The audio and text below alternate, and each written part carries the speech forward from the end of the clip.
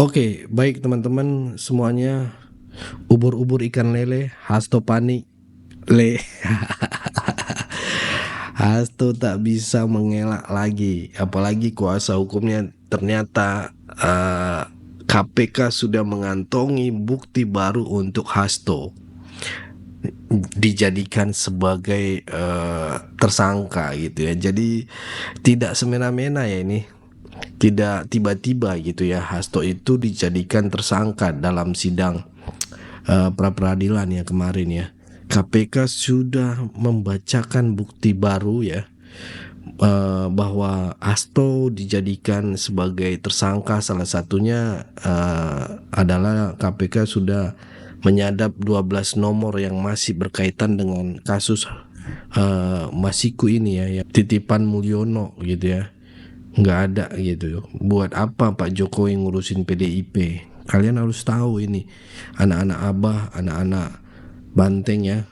Ngapain Jokowi ngurusin partai itu ya kan? Buat apa? Nggak ada urusannya.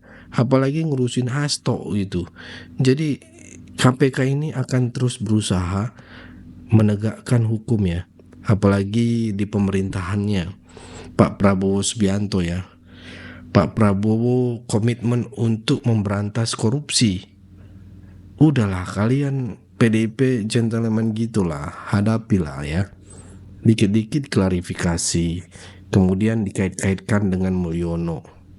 Nah, setelah ada isu-isu lain yang kemudian ada berkaitannya dengan PDIP, kalian menyangkal. Janganlah dikit-dikit dikait-kaitkan dengan inilah gitu ya. Lah kalian nggak sadar selama ini apa-apa selalu disalahkan Mulyono ya. Pagar laut dikaitkan dengan Mulyono, kasusnya Harun Masiku, Hasto dijadikan tersangka, dikaitkan dengan itu gara-gara Mulyono. Ini orang yang maling tiap maling seperti ini ya. Oke teman-teman, semuanya seperti biasa ya, kita langsung saksikan video Opung Parbelak ya teman-temannya. Seperti apa menurut beliau ya. Mari kita simak sampai selesai biar teman-teman tidak pada gagal.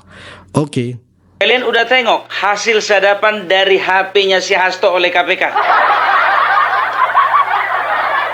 Ada. Penasaran, dia di TikTok udah banyak beredar. Udah beredar. Pak, ini amanat. Oh iya? Oh iya? Jadi Bapak disuruh mengamankan diri dulu saja. Di mana? Di mana? HP Bapak direndam aja dulu. Iya di mana? Iya di mana? Ya terserah Bapak. Oh di sana aja lah. Di mana itu Pak? Itu tuh apa sih namanya itu? Oh itu yang di kali. Iya. Abis itu saya kemana? Bapak ke DPP aja. Oh harus ke situ. Iya Pak. Soalnya di Sultan Syahrir nggak ada orang.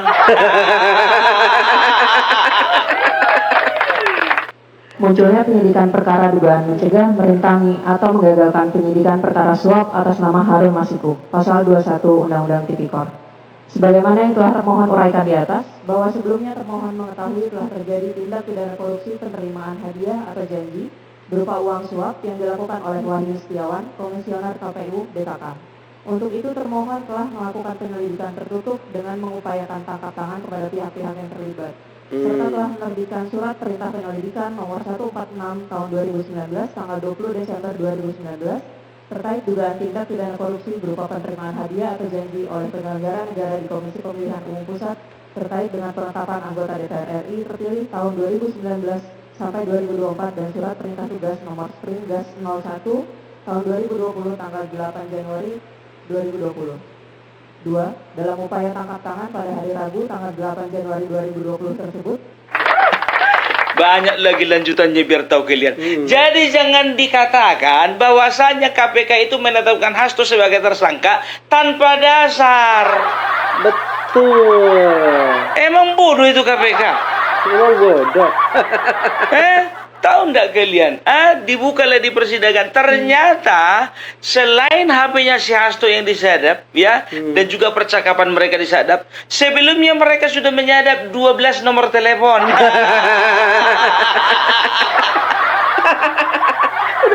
Dan semuanya mengarah ke sana. Oleh karena itu makanya KPK segera menetapkan Hasto sebagai tersangka. Karena apa? Karena sudah ada bukti baru. Bukan bukti lama ya. Jangan dibodoh-bodohi rakyat ini. Mana itu katanya Hasto dipenjara gara-gara mempertahankan demokrasi. Oh, enggak apa-apa saya dipenjara. Bung Karno saja dipenjara kok. Bung Karno dipenjara oleh karena apa? Karena beliau itu mempertahankan dan memperjuangkan rakyat Indonesia. Kau memperjuangkan Harun Masiku.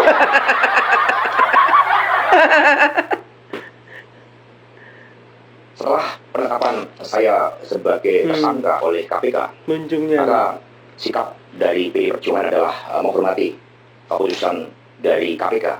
Kami adalah warga negara yang taat hukum. Sejak awal ketika saya mengkritisi bagaimana demokrasi harus ditegakkan dan bagaimana watak kekuasaan yang otoriter, saya sudah memahami berbagai resiko yang akan saya hadapi. Maka sebagai murid Bung Karno, prinsip yang dipegang adalah non-cooperation. Demi cita-cita Indonesia merdeka, maka penjara pun adalah suatu jalan dan bagian dari pengorbanan terhadap cita-cita. Resiko apapun siap kita hadapi dengan tepat, tegak, dan mudah. Nggak ada yang perlu dibanggakan, Wak. Itu dia canggihnya teknologi, ya. Jadi dikira kawan ini bisa dengan framing yang mereka ciptakan, ya. Oh, ternyata KPK itu melakukan politisasi hukum. Mereka itu dengan sewenang-wenang menetapkan Hasto sebagai tersangka. Terkesan terburu-buru. Kok terburu-buru? Begitu dibuka sebelumnya bahwa KPK sudah menyadap sebanyak 12 nomor telepon. Kena kau, kena. Aduh. Itu sekarang keberadaan keberadaan HP-nya si Harun Masiku kemana ya? Kalau bisa maulah aku biar kurendam di dalam beras.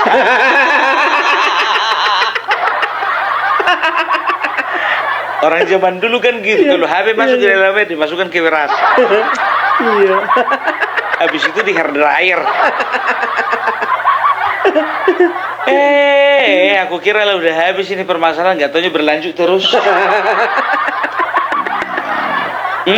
Itu dia. Jadi jangan pernah kalian itu memframing bahwasanya Hasto itu sedang dikriminalisasi. Tidak sama sekali.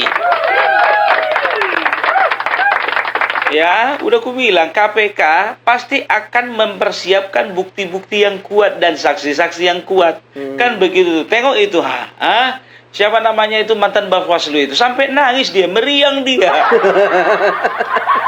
Dicekal dia gara-gara gak bisa berobat ke Cina. Itu makanya, ya kurasa udah menyesal dia itu. Ya, udah sempat dia itu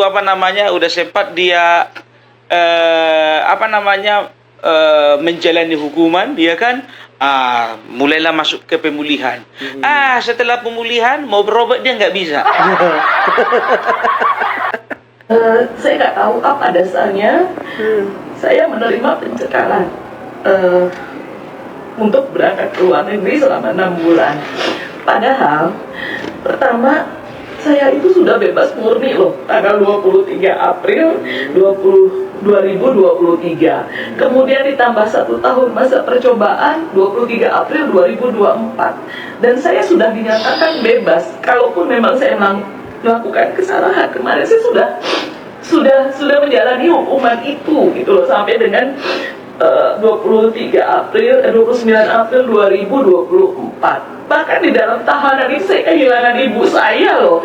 Itu udah saya anggap, saya ikhlas bahwa ya memang ini bagian dari hukuman yang saya terima. Nah, ternyata saya kemudian pada bulan Oktober 2024 saya bolak-balik masuk UGD. Saya pingsan, saya pendarahan dan sebagainya. April saya ternyata divonis kanker pada tahun Oktober 2023 saya divonis kanker 2024. Nah, karena saya belum bebas masa percobaan, saya belum mengambil tindakan saat itu. Saya kemudian setelah selesai masa percobaan, saya mengurus ke Bapas di Bogor. Saya sudah dapat bahwa saya sudah bisa keluar negeri, barulah saya urus. Saya kemudian berangkat berobat. Saya berobat di Guangzhou. Keberangkatan saya pertama Mei, saya diangkat rahim.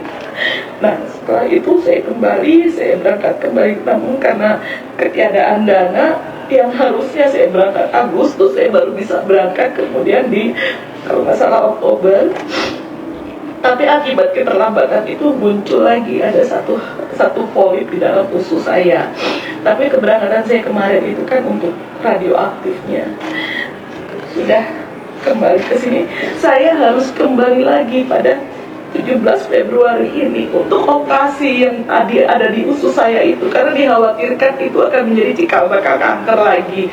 Nah, nggak taunya saya dapat panggilan untuk bersaksi di Desember. Kemudian saya datang, saya hadiri 6 Januari, 8 Januari. Saya sudah penuhi kok undangan itu, dan saya sudah menjadi saksi walaupun kondisi badan saya sebenarnya belum fit betul, tapi karena ini kewajiban saya anggap ya saya datangi gitu. Dan saya sudah nyatakan, saya bilang saya minta izin bahwa saya nanti Februari, kalau memang persidangan di Februari saya tidak bisa hadir. Saya bilang saya minta izin untuk tidak bisa hadir karena saya harus berangkat kembali. Kemudian dicek hal.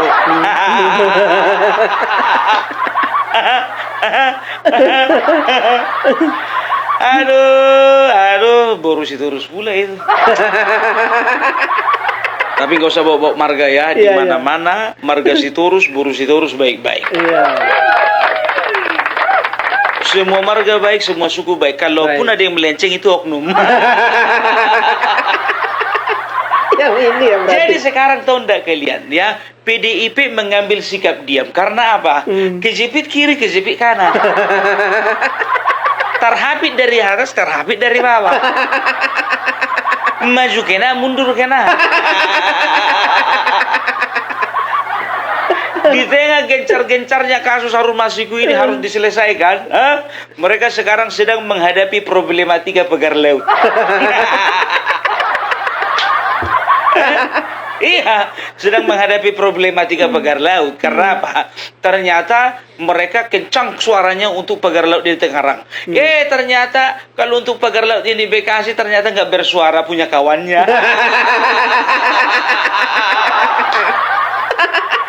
Jadi inilah, kalau ada satu tindakan merugikan negara, kalau orang berseberangan dia hajar. Tapi kalau kawan-kawannya yang melakukan, tutupi.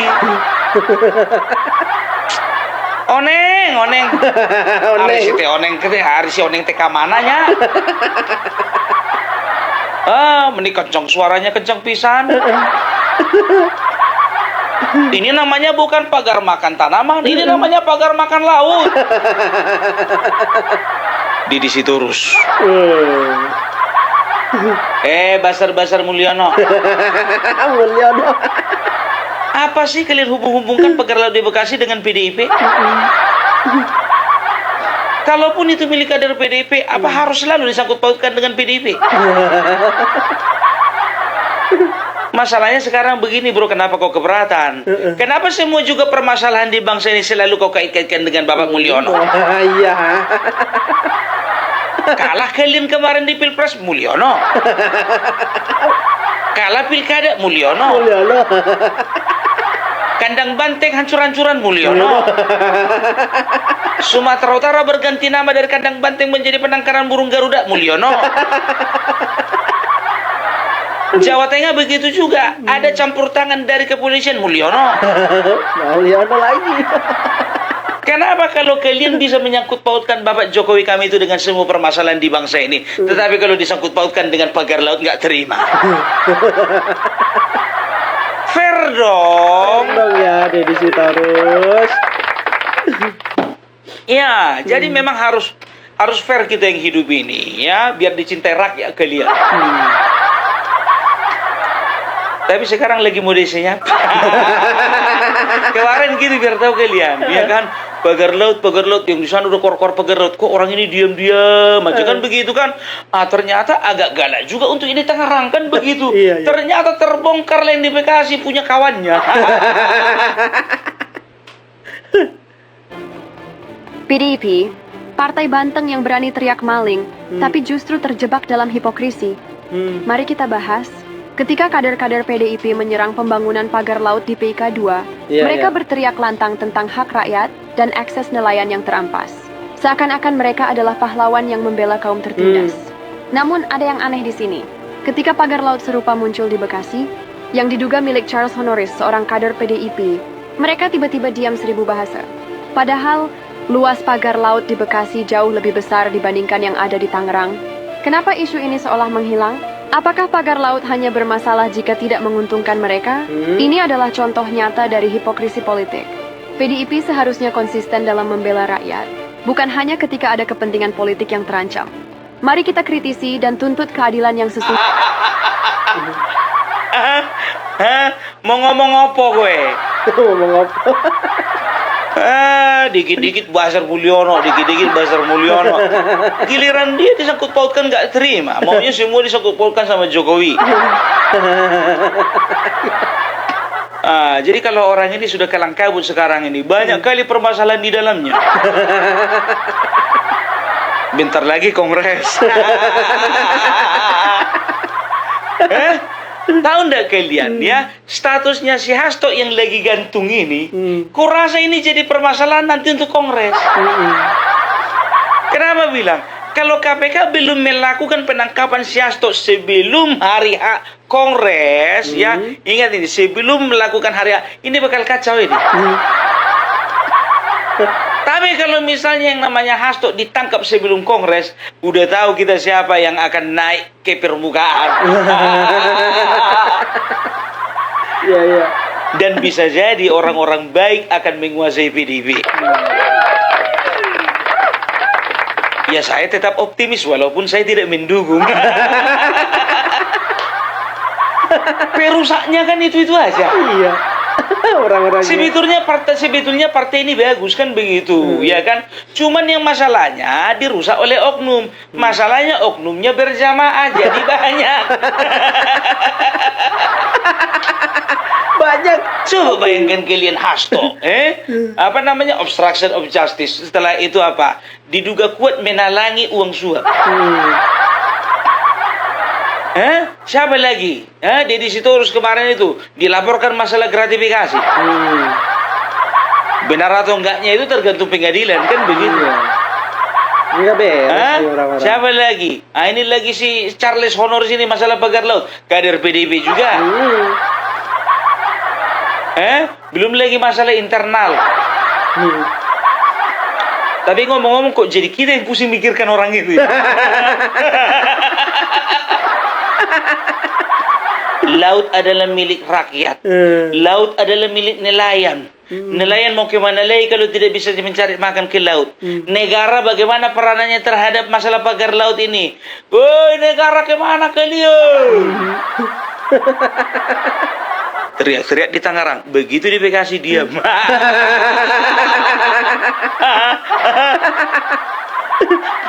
Ada aja orang gini. Aduh. Ya, jadi itu dia. Kalau untuk masalah Harun Masiku, ya, jujur aja aku bilang, sekarang ini aku nggak bisa kalau pastikan dia hidup atau enggak. Karena apa? Kita bilang contohnya hidup, ya kan, di mana letaknya? Yang lucunya begini, Paulus Thanos yang ada di Singapura, ya sudah 5 tahun juga dia itu hilang, tapi bisa dapat. Iya. Benar. Kalau dikatakan, ya kalau jujur aja aku bilang, kalau bicara tentang logistiknya Paulus Thanos ini lebih banyak daripada Syahrul Masiku. Dia pengusaha, ya kan? Otomatis kemana dia mau, kemana dia suka bisa, di mana dia bersembunyi bisa, kan begitu. Bisa dapat. Harun Masiku yang gembel nggak bisa dapat. Heran ya. Kok gembel kau bilang ya mana ada kan rupanya kerja aja, pengusaha juga bukan. Ya, seperti salah seorang mantan penyidik KPK mengatakan bahwasanya kalaupun Harun Masiku masih hidup dan juga dia bersembunyi dimanapun juga, itu membiayai. Berarti kan gembel. Gembel. Gitu loh, seorang gembel nggak bisa dapat, ya kan? Pengusaha di sebelah sana bisa dapat. Tapi di sebelah sini mengatakan, sekarang saya tanya sama KPK, KPK memang belum bisa tangkap atau memang belum mau nangkap? Kalau gue bilang sih suka-suka mereka lah. Buktinya, ya, sebelum diangkat si Harun Masiku, itu Paulus Thanos dapat. Miriang orang ini, miriang. Karena apa? PDIP akan kembali dipusingkan untuk masalah EKTB. Pusing lagi. Oh Tuhan, apalah salah dan dosaku? Pilpres kalah, pilkada kalah, sekjen kami pun kena tahan bentar lagi. Kasus EKTB lagi.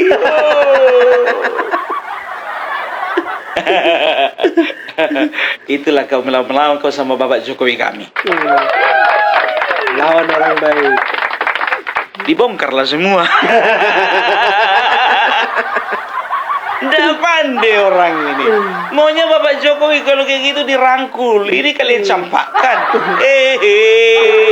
Kalah apa? Aduh, ya, nyemprot ini kan. Jadi udah dulu ya, karena kebetulan di rumah kami ada wirid. Kalau bahasa Bataknya pertanggiangan, jadi aku harus mengakhiri apa kontenku untuk saat sore hari ini, oke? Salam Parabelak, salam NKRI harga. Ini kenapa ya di negeri ini ada orang-orang seperti Hasto? Ya. Ya kawan-kawan, jangan lupa isi kolom komentar ya. Tinggalkan pesan lah, kan tinggalkan jejak itu lebih mengasihkan, menarik gitu teman-teman. Saya tunggu komentar di kolom komentar. Saya Leonardo Sirait, mohon undur diri. Bye-bye.